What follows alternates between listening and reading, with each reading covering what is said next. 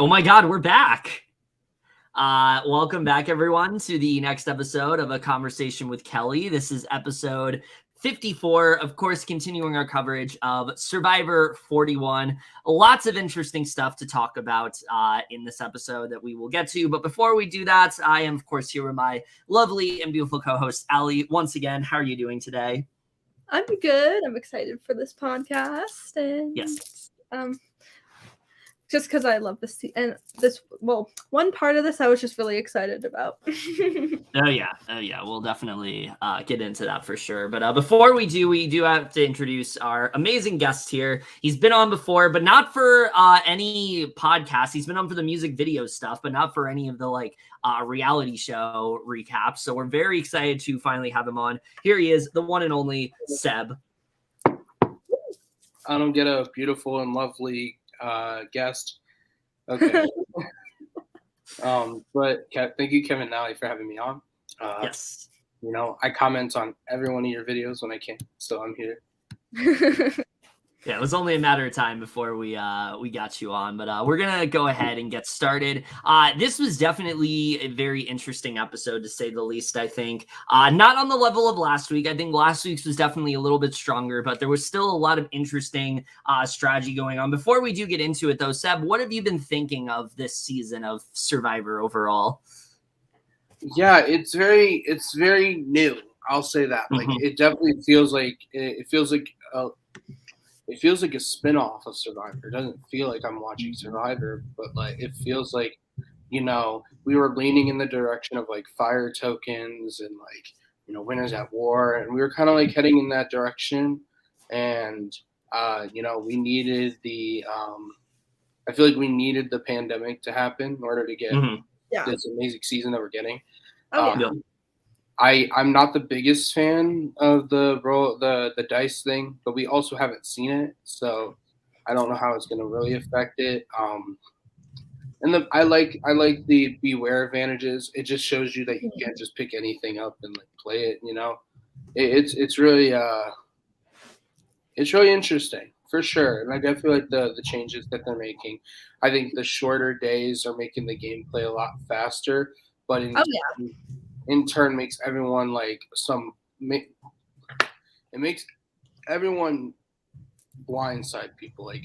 Everyone has big move itis in this game, where everyone feels that they have to make a big move. But I mean, it's bringing pretty interesting. Like Kevin said, last episode is probably one of my favorite episodes of Survivor I've ever seen in general. Yes, chaos, somewhat animosity. There was a blindside at the end of the episode, and this episode is still on that level, but definitely not to where we were at. Yeah. But let's get more into this episode. So we're gonna start off with the Uwa tribe. Not doing great with the Uwa tribe. Starting to turn into just a duo of sorts. But we'll get into it. So we see basically they're overjoyed how far they got as a tribe regardless. And Genie is very happy with how tribal went. She trusted Shan and Ricard were voting JD because she felt she was on the bottom of the tribe, but she's felt great reassurance since then. I don't know if she's going to continue to feel said reassurance, but we shall see. She tells them that she's going to search for water as well as the Beware idol, assuming it's back in the woods, and she ends up finding it. At this point, I mean, they need to start putting idols elsewhere because they're very easy to find at this point. Seb, how do you feel about the Beware advantage and the way that it's playing out? Yeah, so I talked about it a little bit earlier, but it's a blessing and a curse. I think, and these are the ways that survivors should have had the advantages in the first place. Having the idea of just instead of getting an advantage right away, kind of having to earn it in a sense, it's that saying. It's with every action has consequences, or with great what is it? It's with great power comes great responsibility. They could take the idol all they want. Cool, you found it, but also now you have to think about your decision. It's there might be a negative, and some of them might not be as bad. I think it was episode 3 when they just had to get on a boat overnight. Right. There's one like that, but then there's also the three-way idol that like you can't vote until it's found, like, or until merge. And like at this point with the way that Survivor is like throwing us all these wrenches, they didn't know when merge was. They haven't swapped yet. Yeah, no, who knows what's even happening with that at this point? Because we do get a little hint of that at the end of this episode, but it's still not like traditional in the way that merge usually is, which we'll get into. But basically, she tells them that I just read that. So they know they need to rely on Luvu for the vote. Shan tries to convince them to not touch it and just leave it there. And this is where we get a lot of big brain strategy from Shan. She's had a lot of big brain strategy, but like she's really just like above everyone on this tribe, maybe the entire season at this point, because she's doing this because no one has more power in the game than her. She wants to make sure that she has all the power. She wants to make sure she has all these advantages. Things are just kind of going her way, and she tells Ricard that she wants the idol. She wants it to go into play. Ricard also doesn't seem to trust Genie that much, so he just kind of like goes ahead with it, and they open it worried what Genie would really do with the idol. It does, in fact, turn out to be the Beware advantage. She realizes that she may have just hurt herself with nothing being said until merge. Ricard feels after this she has to give him her extra vote. And yeah, I mean, again, like I said, Shan is just fucking masterminding shit at this point. How do you feel about Shan overall, Stub? It's crazy. I mean, like, I'm not even just talking about Survivor, but like, you know, reality TV as a whole, like we've gotten these really smart players, like these people of color who are just coming out, like, you know, CBS, like, you know, for some reason for the past, you know, 20 years hasn't been casting as many people of color. And now that they are, like, people are like shocked. I'm like, why? Like, you didn't cast them, so now like they're getting cast and they're showing what they could do. Like, Shan is one of the best strategical minds that we've had on this season. And then on top of that, you have like, not only is she a powerful woman, she's a person of color. She has this she used the words mafia pastor in the first episode, like, and that's exactly what she's doing. She's slitting throats and just like going along, like, and then like it's just crazy to think about like Shan. And then like on the flip side, you have Ricard, who like is also really smart, like, and like Ricard is probably one of my favorite Survivor players of all time at this point. Like, I love his strategical mind. I love the face he makes when he's like about to do something villainous, because it's just so bold face. It's so straight. It's like there's no evil grin. There's no frown. It's just like his face. Like, you could tell he has thoughts. You could tell his mind's running, but it's not like the every other Survivor villain where like they do their evil, they do their cheesy grin, or like it's like you like the Uaw tribe as a whole, like big brain people, especially the pairing of Shan and Ricard. Oh yeah, they're both definitely. Like, I mean, Ricard Ricard is such an interesting character because like he's evil, but like he's very subtle about it, and I think that's something that's working out quite well for him so far. But that's everything going on with Uaw, of course, until later on. So Allie's now going to talk to us about what went down with Luvu. Not much going on there, but we'll get into it anyway. All right. Over on the Luvu's tribe, there's not a whole lot to discuss. Just once again, Deshawn wants to throw, and Danny seems to be warming up to it a bit more, especially with all the men leaving the game. Which I didn't even think about. Like, literally the only woman that's left is Sara. I know. Sarah was sitting, but you know, that's another conversation. Sarah was kind of robbed because she was so sweet. And I had so much high hopes for her. Oh yeah. They both discuss with Naseer about possibly throwing it to get Erika out. However, he doesn't seem to want to go along with it much at all. And that's again, that's all we see from Luvu. Yeah, I feel like we talk about this every week. Like, Luvu wants to play this game. They are ready to like start cutting each other. I feel like they're not the kind of tribe that's going to just like kumbaya and stick together. No, once we get to merge and like they swap, they're just going to be like cutting each other's heads off. Like that's going to be them in the rest of this game. Like they want to go after each other. They don't trust each other. I feel like the only people working together moving forward are going to be like Deshawn and Danny. Naseer feels like he's on a totally different tribe from like everyone else, because everyone else like wants to play the game and he just wants to like keep everyone together. So yeah, I mean, that tribe's crazy with what's going on there. Yeah, I mean, I feel like we say the same thing about Luvu every single time because they have yet to even go to tribal. All right, over on the Yasa tribe, there's quite a bit. Yes. Evvie, it says Eve. That's funny. Oh, I guess Eve. I didn't. Who's Eve from Life? New player? Eve from Life Size. Evvie talks about how Xander thinks he's her number one, and she's continuing to treat him like he is. She talks about how she wants to go to the end with him, and how no matter what happens to the tribe, they are good.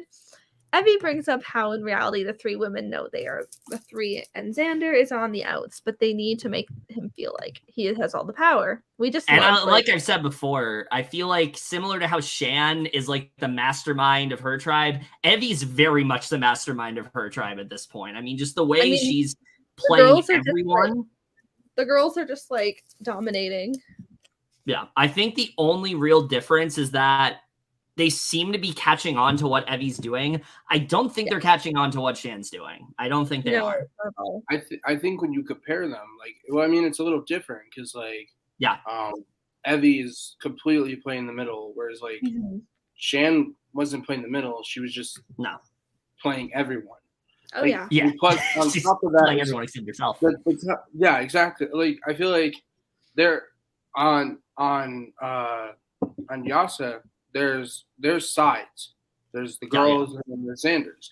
But when it came to UA, it felt like everyone was working together, but also going after each other at the same time. And I just want to say this. It's a very unpopular opinion, but I think Tiffany is one of the most annoying people that I've ever seen on a reality TV show. Really? That's how I feel about Sydney, but interesting. Oh, Sydney's annoying too.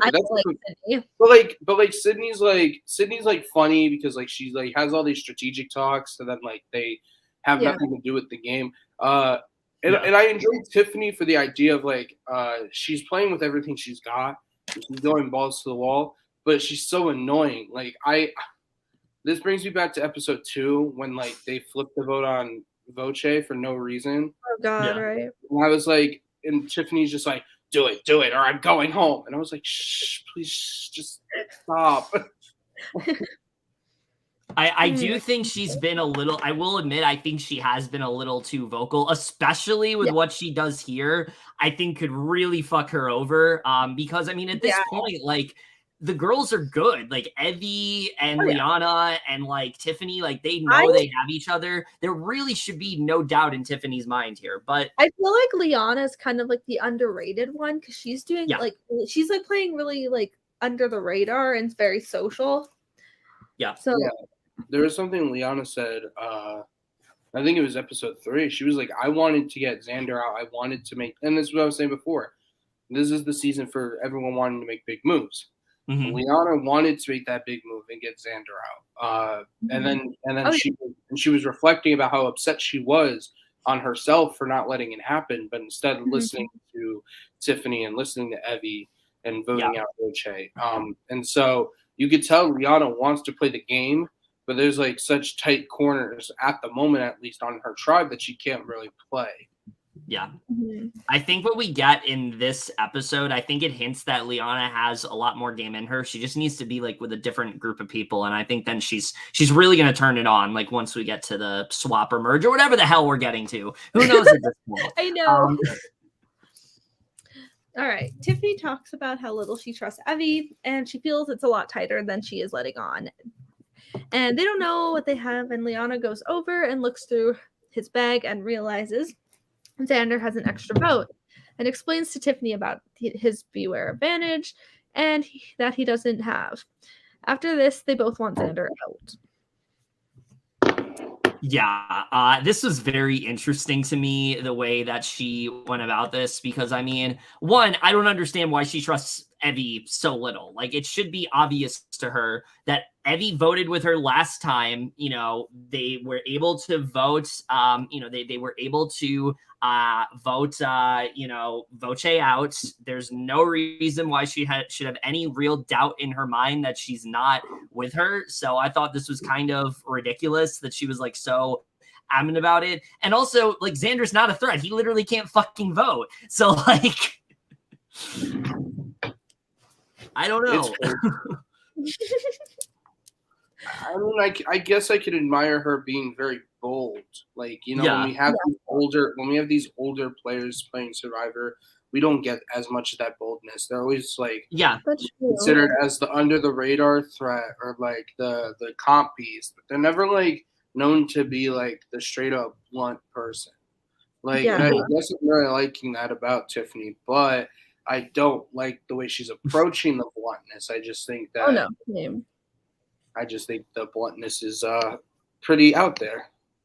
Yeah, I will agree with you. I really appreciate how like vocal and blunt she's been, but I do think when she does things like this, I think it could really cost her. And honestly, I'd go as far as to say the next time they go to Tribal, I would not be surprised if Tiffany ends up getting herself voted off just because she's so convinced she has to make all these like big moves when really she doesn't need to. Like, she's well protected by her alliance at this point. So she should just like chill for a while, but she doesn't seem to want to do that.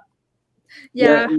And another thing, like my prediction is if they do go to Tribal next, Liana is going to spill to Evvie that Tiffany searched Xander's bag because Evvie told them. And in turn, there's a chance we get a tie with Evvie voting with Xander. Yeah, so, I think at that point, Liana would probably be the swing vote because I don't even know like what she would do at that point. I think she's probably in the best position of everyone, honestly, because like we don't really know. They don't really know where her head's at. Like, obviously, I think Evvie trusts her. I think Tiffany trusts her. I don't know how Xander really feels about her. But I think in general, like, I think Liana's in a really strong position. So it's going to be interesting to see if and when they go to Tribal.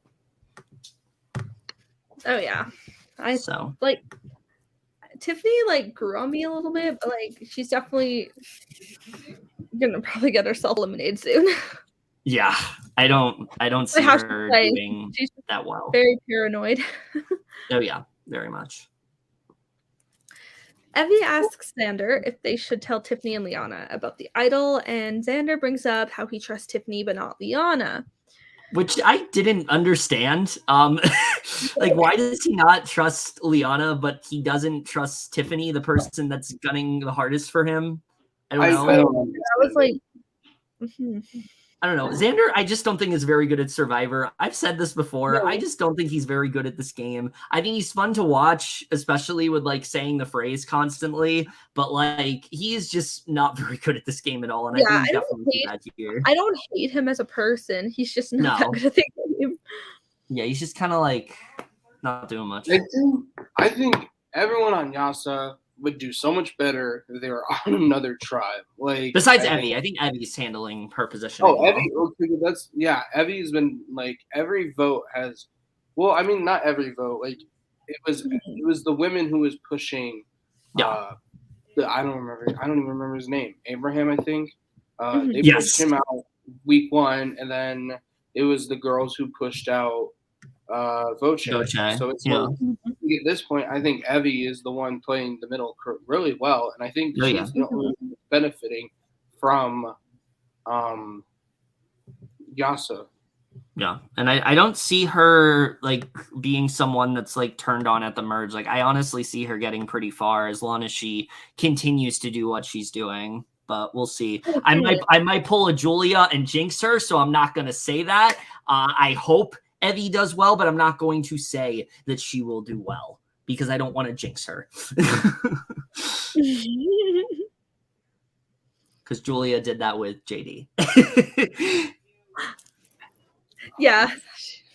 Miss that king. Yes, me too. All right. Did you read everything? There's one more part. Okay. Oh, sorry. He tells Tiffany about it, and he brings up how because he can't vote, he feels Tiffany is in the middle, and he can't cement his trust. He goes as far as to show her the papers and necklace that he has, and he explains the phrase when she calls him out on the one he's already said. Even though he lied and said he found it today, he feels he can use the fact he forgives kids for a living as a way to forgive him.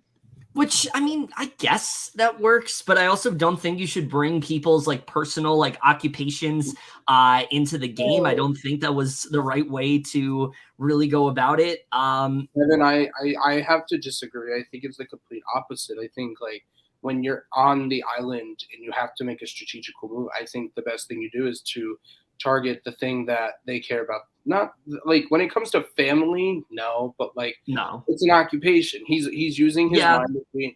He's like, hey, you know, like this is what she does for a living, and all I have to do is present myself as some edgy like Gen X and be like, oh, I'm sorry, like I lied and I'm owning up to it, like, and that's her job. So like maybe she'll have a little less slack. I understand where he was coming from. I don't think it's gonna work, but I understand. No.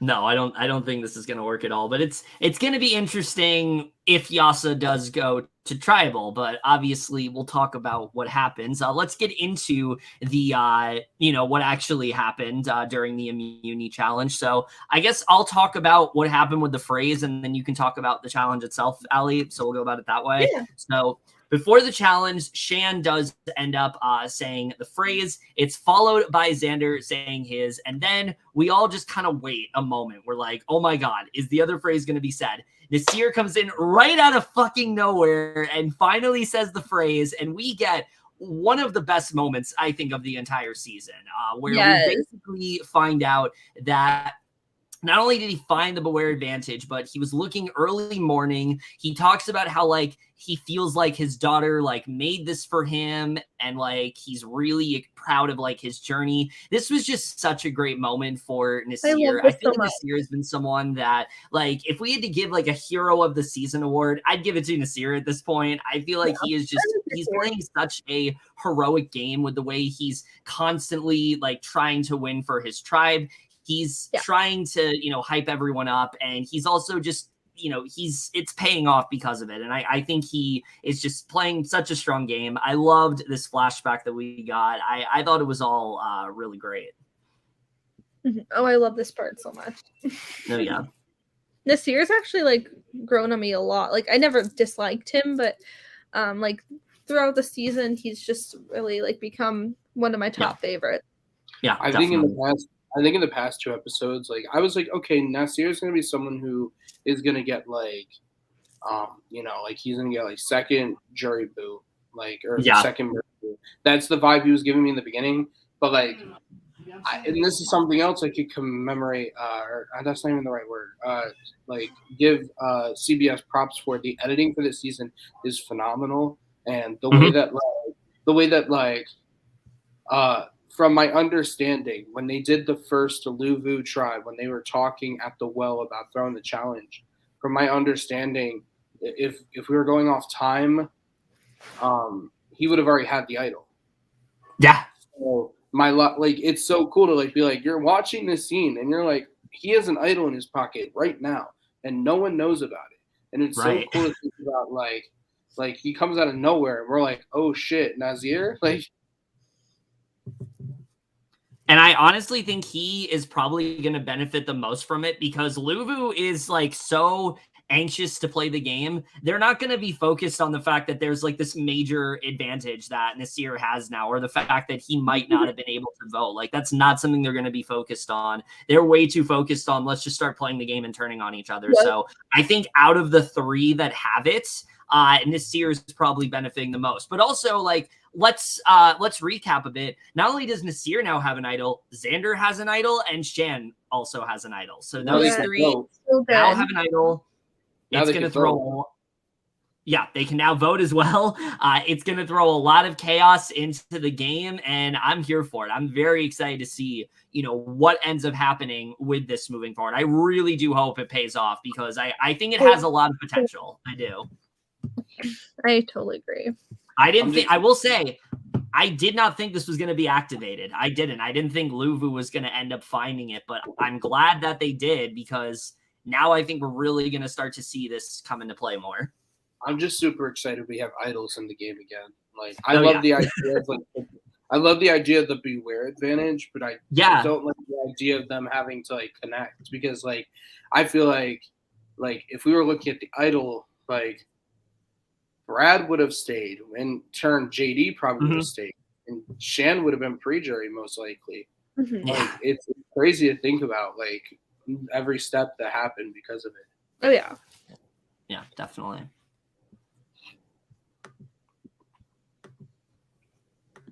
You can read the rest. Okay. So they now know that the idol has officially been activated. All right. The challenge will involve them going up and over a net ramp, releasing a key, and unlocking a machete. Use it to drop sandbags and then fire them at 2 targets. In addition to immunity, they will also win a giant harp. Luvu sits out Erika, Heather, and Deshawn. Again, I forget Heather's still here. Yeah, Heather's just really not like getting any edit. She's really just like getting the purple edit this season. Mm-hmm. She's just like Aside there. from the one moment last week. During the challenge, Xander ends up securing immunity for Yasa. Ricard nearly gets it for Ua, but Naseer beats him and secures them immunity once again. Ua once again will be heading back to tribal. They cannot catch a break. You talked about this before, Seb, but the editing for this, especially when like Ricard is seconds away from hitting the sandbag and he nearly misses it, and Naseer gets it instead. Oh, that was such. It was such a good moment, but it was also like so heartbreaking. Like, I thought they were about to get it. I thought we were finally going to see Luvu going to tribal. I was ready for it to happen, and it didn't happen. The slow-mo of like Ricard pulling his arm back and then oh my god, and then it's tipping it and it doesn't knock over. I just sat in my room and I was just like, oh no, they're going back to tribal. Yeah, the suspense was like really good there, I thought. Yeah. Before everyone heads back, Yasa is told they will be sending 2 people on a journey from either tribe. They decide to pick Shan for Ua, and Liana volunteers to go for Yasa. And I'm just gonna say this moment was probably like my favorite moment of the entire season, just because they are like my 2 favorites. So like this part was just a very like wholesome moment I loved. Yeah, I liked this a lot. I think that the hiker twists, I've said it before, I don't like how repetitive it is, but this to me was the best we've seen of the hiker twist yet. I think the 2 people that go here benefited the most from this twist. I'm just gonna say they're both Shan and Liana are gonna run the whole merge. If there is that the name of the twist? The hiker twist, yeah. That's what we've been calling it. That's what we've been calling it. Okay. I didn't know if it had a name or if like that was just what you were calling it.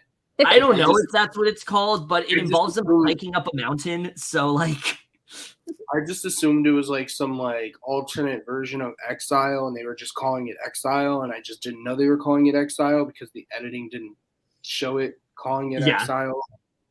So I was like, okay, the hiker twist. I was like, I like that. And then you're like, you made it up. I was like, nice, Kevin.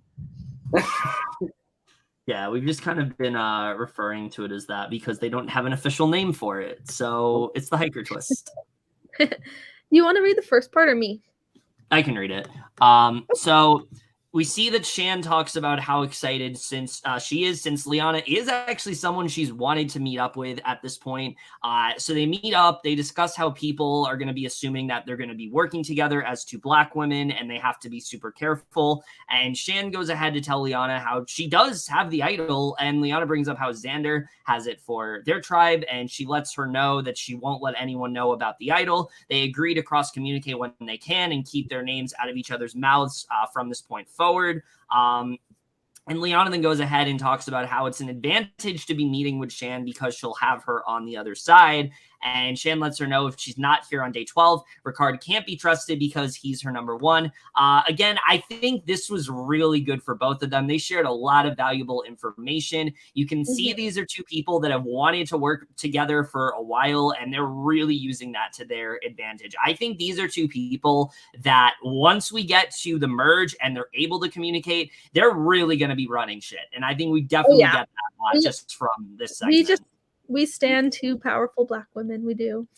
Yes. And I think this goes back to Kevin's point where like Shan is literally like not even just running her own tribe, but she's running the game in general. Because and this was something I noticed during the whole like hiking thing was that Liana took this as a very personal experience. She was like, "Oh, I'm so excited to meet another person of color, another woman of color in this game. Like, I hope that we can work together." And everything that Shan said in her confessional was straight up strategy. Like she was talking about how, she'll have a number on the other side. She'll have a woman of color on the other side that we can bond with. And if we get to merge, like all this and that. And like, I found out that Xander is an idol. Like Liana took it as personal. She took it as game. And I think that was pretty interesting to see the like, because they're very similar, but also like to see the differentiating of them. So I think the difference is that like Shan's really been dominating stuff from this point forward, whereas Liana's been a lot more low key. And I think that's going to mesh really well for them because you have someone like Liana who people aren't going to be expecting to be running things in the way she is. And they're also not going to expect the connection that she has with Shan because they didn't interact all that much. So I think this is going to be like a lot of, because there's been more, than one of these hiker twists. And I think this is going to be one of those ones where people just don't really think much of it because there were like 5 other hiker twists. And so they're just not going to be focusing on it that much. So like when I think of the hiker twist, I think of 2 instances. I think of this instance and I think of the one with Evvie and Deshawn. Very specifically because I thought the conversation they had during it was very strategical and very like, hey, like, Whereas Shan and Liana were thinking it like as, oh, we went together, so they're going to think we're working together. Yeah. Evvie was thinking the other way, being like, I don't think anyone would see us working together, like at all. Like I don't think people look at us too and they go, yeah, we're working together.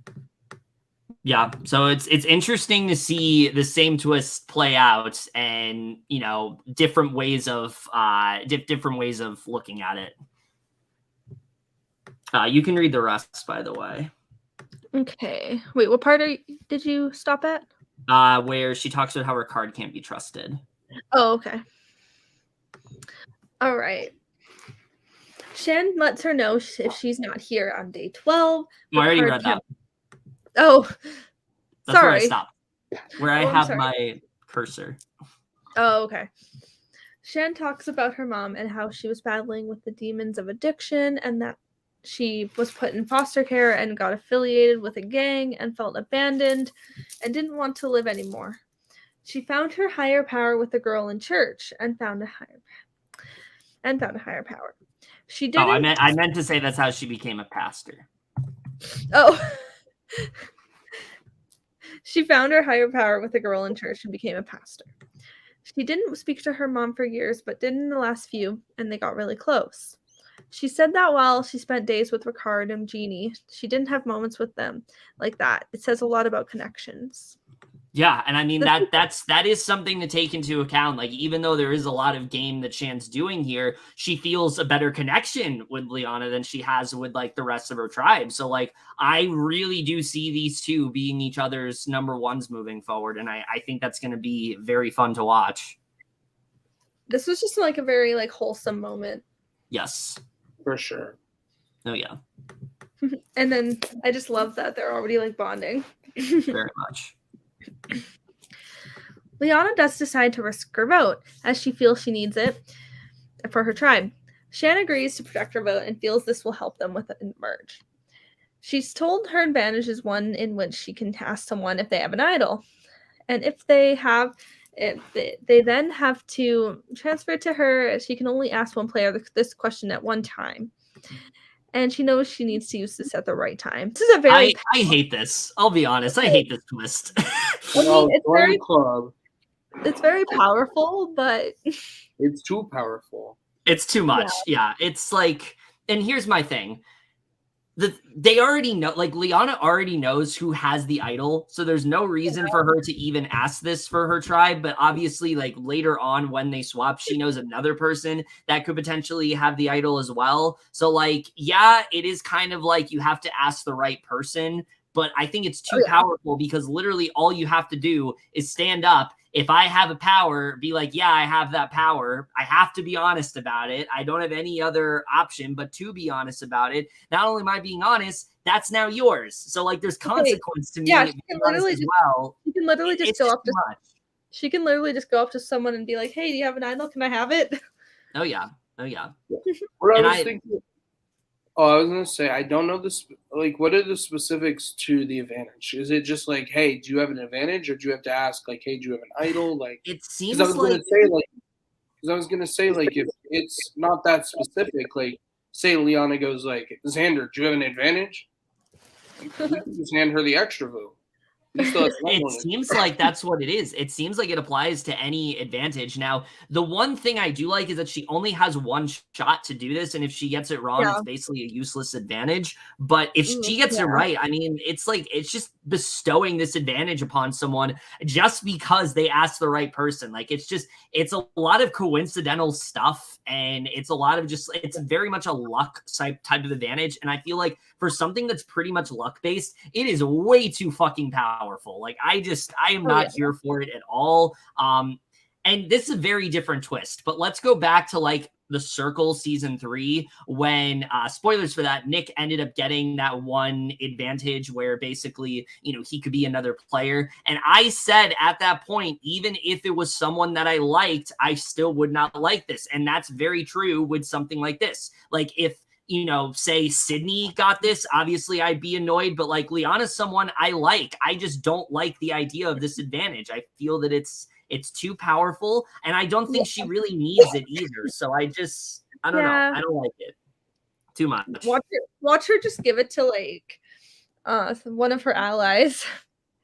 Yeah, I don't know what's gonna happen, but I don't like it at all. Like I kind of see her giving it to one of them to kind of like gain their trust even more. Maybe. Yeah. I don't know. It's possible. I just don't like the idea of this advantage. Like it would be different if like you can volunteer to like transfer your idol to someone. That's a little different. But like literally all she has to do is ask one person, say, hey, do you have an idol or do you have an advantage? And she gets it. That's all she has to do. Yep. And it's I think like if they were like if it was like kind of I get it because it's like the whole point of the advantages on the hiking is that there is no beware to it, but I feel like something with this advantage is like, hey, like you can ask someone for their advantage or for their idol or whatever, but in turn you risk your vote for that round. So like you get an idol, you just idle it out and we go to a revote. So yeah. I don't know. There's just a lot of luck behind it, and that's what I don't like. But as far as the hiker stuff goes, like I said, I really enjoyed this meetup a lot. I think that Shan definitely did the right thing in giving Liana the advantage because she needed it more, and we know that Shan already has like the extra vote and things like that. So yeah, I mean, I think this was definitely the right way to go about it. Let's get into the tribal, though, because there's a lot of juicy stuff going on here. Do you want to read what happens before the tribal, and I can read what happens after? Sure. Okay, we'll do it that way. Okay. Ricard tells Genie that Shannon will be voting him out tonight. And he knows that with Shan gone, he can throw her under the bus and create a story with Genie about why he needs to vote out Shan, when in reality they vote out Genie. He brings up how she's taken credit for every move he's made. Yeah, I mean, Genie doesn't seem to buy into this. Yeah, I really thought Ricard was doing too much here. I get what he was trying to do, but going as far as to be like, oh, she's discrediting everything that I did. It's like, there's a way to throw your ally under the bus without like sabotaging your relationship with them. And I think he almost did that. I think he almost did. It gives me like, you know, like a BB23 when Derek F was running around the house telling everyone that Xavier was a lawyer. Like that's the vibe I'm getting here. Like, yes, like, you're working together. You know that, right? Like, okay, cool. Like kind of in that sense, like, yeah, I get it. You don't want to like show everyone that you guys are like the cookout and whatever, but like Derek, like Xavier's a lawyer. Like, what? It's the same thing here. It's like Shan's taking advantage and using all my moves against me. Like, no, it's the same thing. Like, don't throw your allies under the bus that hard. Yeah, no, especially this early on. It's just not necessary to do that. I keep seeing people saying that Ricard is going to make it farther than Shan. And when he does shit like this, I just can't buy into that theory because, like, I feel like he's just being a little too messy at this point. And I think that, you know, luckily it was someone like Genie who's not going to go ahead and tell Shan. But, like, you know, if it was anyone else, like, this could have really backfired for him.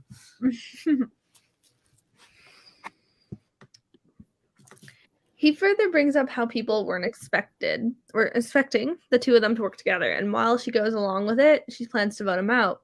Again, which like makes this whole thing completely ineffective. Like he's trying to get Genie on his side, but it's not happening. Yep. Shan returns and explains to them what happened with Liana and that she is unsure what the advantage was. She talks about how while she has an idol in her pocket, she's very nervous because she's still an option to be voted for, and she needs her one-on-ones with both of them and is unsure if they're both with her. Which I think she handled this as best as she possibly could when it came to these one-on-ones. She did so good. Yeah. She talks to Genie and they agree they want to stick together, and Genie brings up how he pitched her as a blindside. She seems to believe her, and Shan now wants to get the extra vote back from Ricard's assurance. Yeah, I think with Genie here, I think she did a pretty good job at trying to get Genie on her side, what Ricard really wanted to do. And I think just in general, like Genie trusts Shan more than she trusts Ricard. She hasn't trusted Ricard. He's made it obvious that he's not with her. It felt desperate to her because it was desperate. So I think she just did a better job here with Genie because realistically, I mean, Genie should be wanting to go for her, but she didn't. And that's a testament to how good Shan's really playing. Oh, yeah. Exactly. Shan's just playing so good, and like everyone doesn't know how much she's doing. Oh, yeah. So I'll read this next part. When she talks to him, she does. Wait. Oh, no, I think. Wait. Your part's a little. The part after. Oh yeah, okay. Yeah. When she talks to him, she does just that, and he says she has no reason to keep him and feels she is trying to blindside him.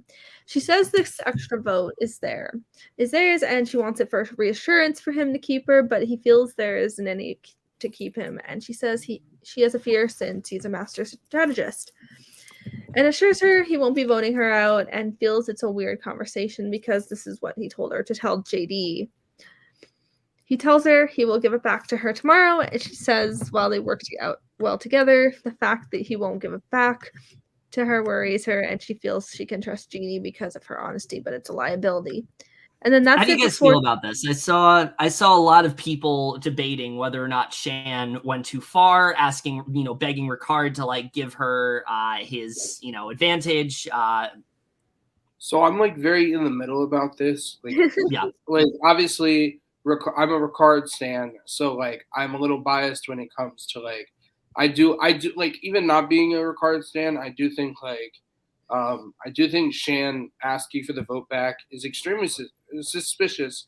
Like, like just keep the vote. I'll give it to you after. Like, but on the other hand, like it is valid. Like, for Shan to be like, well, I have nothing if you're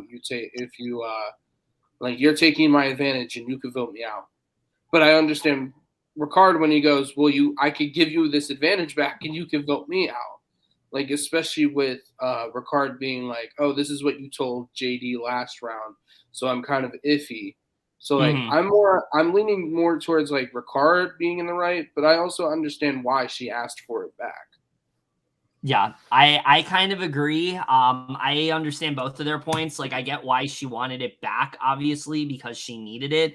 But on Ricard's point, I mean, she literally did the exact same thing to JD. So I'm not surprised that he thought he was going to get sniped there and she potentially vote him out. But again, like, their plan was to vote out Genie. I think he shouldn't have been so paranoid about it. And I think that, he definitely should have had a little bit more faith in her. But yeah, that's pretty much where I'm at. Let's get to tribal here because what goes down is pretty interesting. Jeff asks what happened between Shan and between Genie and Ricard, and she brings up how they both have been protecting her and how she should be kept because she'll be more loyal to him. And Jeff then brings up how he would be a fool to listen to her pitch, and he says that he feels like he comes up with strategy, and Shan is the closer. And this really kind of annoys Shan because Shan talks about how she pitched to both of them that she'd vote with the other and feels that she could be blindsided and constantly needs to think of her best options. Once again, I think Ricard is just giving himself way too much credit here. Shan has done a lot of strategizing. It's not that he hasn't, but like there's a lot of shit that she has done. And to say that like, oh, she's just like basically been the one to like enact things, that's just not the case at all. So Ricard feels that there's a consequence to this vote since everyone else playing the game isn't on their level, since they haven't really had to deal with as much, and they all seem very stressed, but they don't feel that it's a good time to play the shot in the dark. I'll be honest, I don't even know if they're ever going to play this fucking shot. I feel like there's been multiple opportunities for them to do it. I just feel like this isn't going to happen at this point. I don't know. I don't know what's going to happen with the shot in the dark, but we do get to the vote here. Very short vote count. I was honestly shook by how short the vote count was. I know, because of like, you're like, oh my God, there's literally only 3 of them.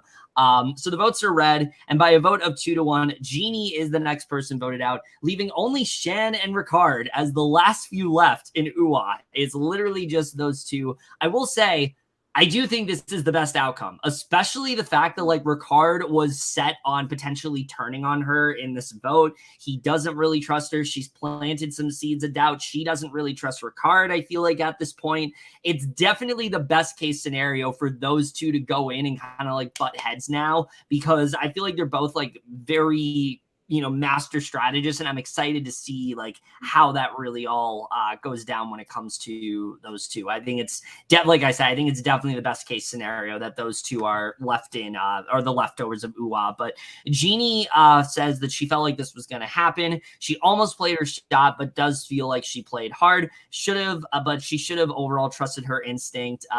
How do we feel about Genie getting voted out here? Because I feel that it was pretty predictable overall. It was predictable, but it was very emotional.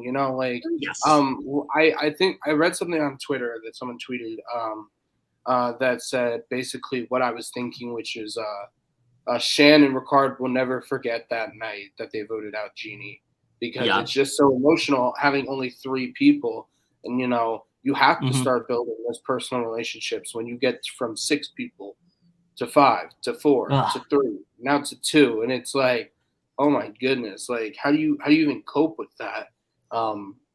I think like they're definitely gonna have to lean on each other, but also I think they both know their threats, like they both know how their minds work. Oh yeah. So it's just a matter of who gets a majority before the other person. Yeah, like this was definitely, like I echo Xander, like it kind of was very predictable, but it was sad and emotional too, because like Genie had potential. It's just obviously Shan and Ricard were just really close, so they weren't going to vote each other. Yeah, definitely. And yeah, I mean, that's basically it for this episode. Now, the one thing to talk about is we do get a promo for next week. They're going to be in a merge of sorts, but you see Jeff in the trailer be like, not exactly. It's not really the merge. So who knows what the hell they're even going to be doing. I'm assuming it's like some kind of weird swap. That's probably what I'm assuming is going to happen. Who knows when the merge is going to be at this point? I feel like it's going to be very late in the game just because this season's kind of cracked. We got to get one of those like final 5. Yeah, they don't merge until 5. That'd be crazy. But no, what I was thinking is that I don't know if Survivor would do this, because it's like it was a twist of its own of an original season, but like kind of like putting them in a one world situation. Oh yeah. And like, but like they're still on tribes. Like you have your Yasa. Like obviously it's gonna be a swap, but I think they're just gonna stay on the same island. There was I was on Instagram looking at it, and they have pictures of them drawing rocks. Yeah.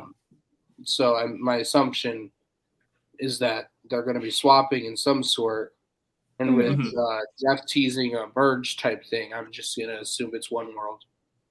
Yeah, I mean, we'll see. They talk about how nothing like this has ever been done before, but they also could just be misleading us. I don't know. I guess we'll see what happens moving forward, but it's going to be interesting to see what comes of this, because I don't even know, what they could potentially even be doing. I guess we'll just have to see tomorrow, but before we do wrap things up though, Seb, I am going to give you a chance to, plug your things, whatever you want to do. Watch Charlie Brown, all that stuff. Yes, that's my Twitter right here. Yes. Follow me on Twitter. That's also my Instagram handle. Support Spotlight, support Tri-State, support BB Disney, support every org that's happening right now. Yeah. What other things? Oh, something I don't usually promote, but I might as well do it because we're on the air. If you want, you can go to Facebook and go like the Ghostlight at SCSU, which is the radio podcast that I have on campus. So yeah. All right. Yes, definitely. Yes, a good way to. What? Also, Seb's obviously always welcome on our show. Oh yeah. Also, good way to segue into it. Yes, apply for Spotlight. We only have a couple days remaining. Apps close on Monday. We've had a great applicant pool so far, and we love to get some last minute, submissions in there. So love to see any of you. We actually have an interview right after this, so we're gonna wrap this up pretty quickly. That's it for our review of this week's episode of Survivor. Of course, we're very excited to see how the rest of the season does play out moving forward. And that's it for this video. Hope you guys enjoyed it. We'll see you guys in our next video, and we will see you guys for that. Okay, bye. Bye. Bye.